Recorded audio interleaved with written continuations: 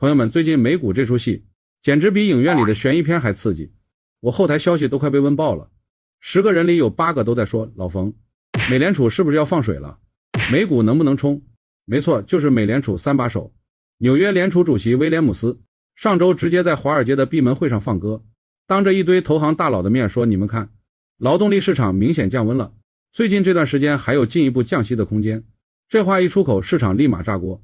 CME 美联储观察显示，12月降息25个基点的概率直接飙到71，维持利率不变的概率只剩29，这几乎是市场共识了。投资者们都摩拳擦掌等着水来，甚至有不少人已经开始提前布局利率敏感型资产，赌的就是联储转向。按说这可是天大的利好啊！咱们炒股的都知道，放水就是给股市喂饭。过去每次美联储放歌，美股不得锣鼓喧天，鞭炮齐鸣往上冲。可你猜怎么着？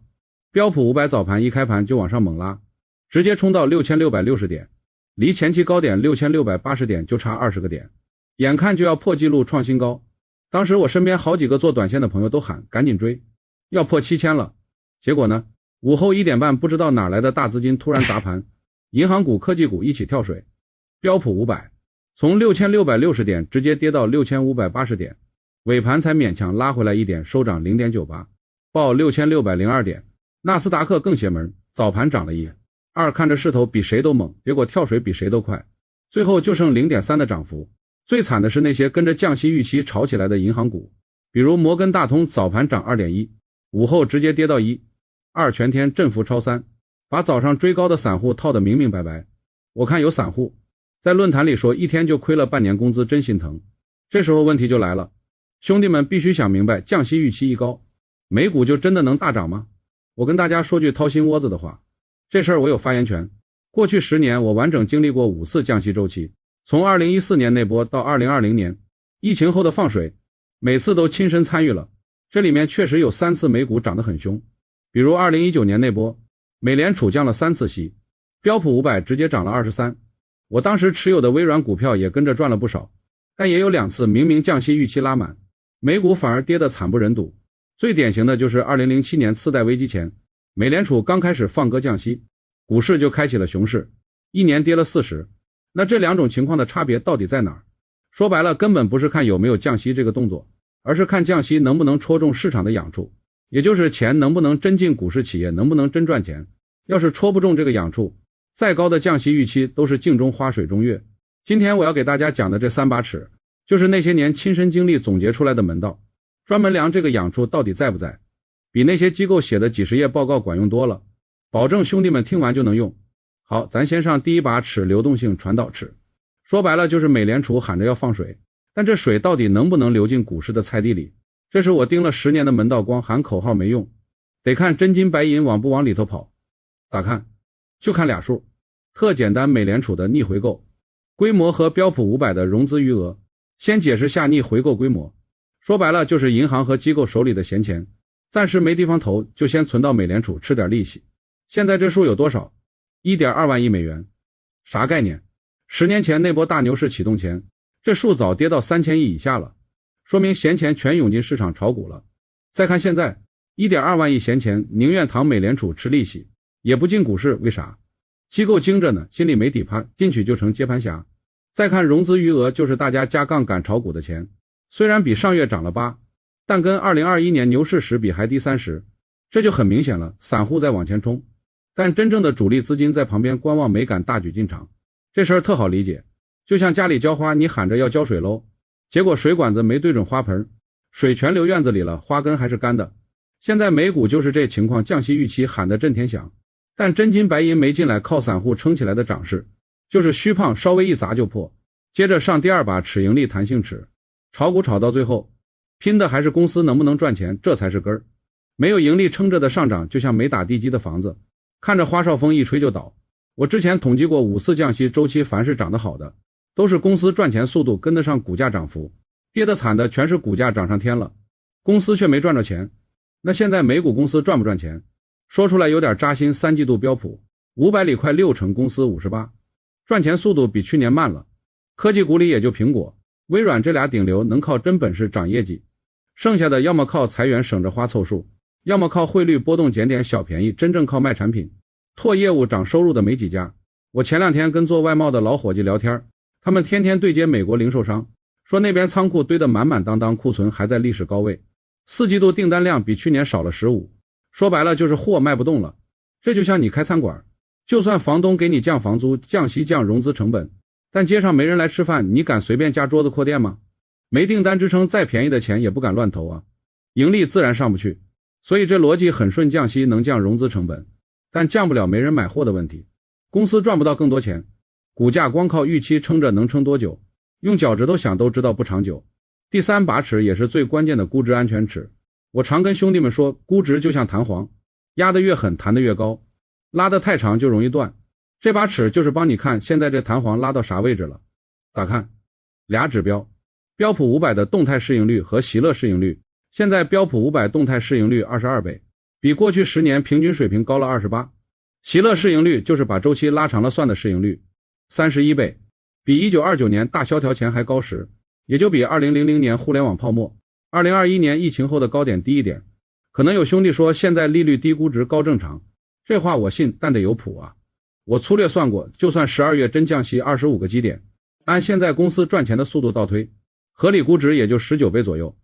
现在22倍，明显是把降息的利好提前涨透支了。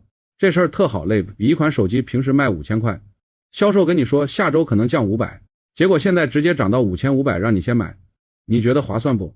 现在美股就是这情况，把降息能涨的空间提前涨完了，甚至还多涨了一截，等真降息那天，搞不好就是利好落地变利空，追高的兄弟得小心。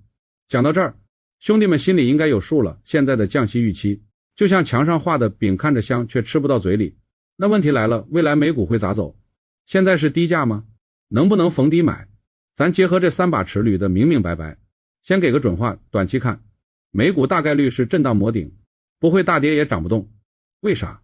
散户还在往前冲，能撑着股价，但机构在偷偷减仓，没主力拉抬咋可能大涨？中期想走牛得等俩信号落地。第一，逆回购规模降到8000亿以下，说明机构的闲钱真进场了。第二，4季度企业赚钱速度止跌回升，说明货真的脉动了。这俩信号不出现，别想大牛市的事儿。再回答个关键问题，现在是低价吗？绝对不是，按我这3把尺量，现在是高估区间，离低价远着呢。啥叫真低价？得满足3个条件，标普500动态市盈率跌到18倍以下，融资余额比现在涨 20%， 杠杆资金敢进场了，企业回购规模涨起来，公司自己觉得股价便宜了。现在这仨条件一个都不满足，咋能叫低价？至于能不能逢低买，得看你是啥情况，持仓的、想追高的、观望的，打法完全不一样。下面这方案是我过去10年踩坑亏出来的经验，比机构报告靠谱多了，兄弟们对号入座就行。第一类，已经重仓美股的兄弟，核心思路就俩字，减仓，别贪心等大涨。现在保住利润比啥都重要，具体咋操作？手里那些 PE 超过50倍又没真业绩的科技小票，比如靠 AI 概念炒起来的，直接减1半仓位，这些是高估里的雷区，跌起来最快。苹果、微软这种龙头可以留，但也得减 20%， 把成本降下来，就算跌了也不慌，减出来的钱别空着，买 30% 高股息的公用事业股，比如美国电力、杜克能源，这些股份红稳，震荡行情里抗揍。第二类，手痒想追高的兄弟，听我一句劝，现在别进场，再等等，要是实在忍不住，非想买，就用136法则玩，最多拿 10% 的闲钱，亏了也不影响生活，先买 30% 当底仓，等标普500跌到6300点以下，再补 30%， 剩下 60%， 等我刚才说的俩信号出现了再动。重点提醒，千万别加杠杆，现在行情就像走钢丝，加杠杆就是给自己系根断了的安全带，纯属玩命。第三类，还在观望的兄弟，恭喜你，这是最舒服的位置，核心思路，盯信号，等机会，别着急进场，先把自选股备好。一类是防御型的，比如可口可乐、宝洁，这些公司卖的都是刚需品，盈利稳，大盘跌了也跌不多。另一类是反转型的，比如英特尔、德州仪器这些芯片股，现在估值跌到历史低位了，等他们赚钱速度回暖就是机会。每天花5分钟盯俩数，逆回购规模和企业盈利预告，啥时候这俩数好转了，再进场也不迟。记住，好饭不怕晚，股市里最不缺机会，缺的是耐住性子等机会的人。最后跟兄弟们说句掏心窝子的话，我炒了10年股，最深刻的教训就是，股市里的钱从来不是靠赌预期赚的，是靠等落地赚的。降息预期再热闹，不如资金真进场，企业真赚钱来得实在。就像种地，你不能光盼着下雨，得看土壤湿了，种子发芽了，再施肥浇水，这才能有收成。下周初请失业金，月底核心 PCE 这俩数据要出，这可是影响降息预期的关键。我会时时盯着，下期就给大家拆解这画饼能不能变成真饭，美股的真机会到底啥时候来。觉得老冯讲的实在的，把耐心打在公屏上，别让市场的热闹乱了自己的节奏。这里是老冯说财经，全网最具宏观意识的财经频道，点个赞和订阅支持一下，我们下期再见。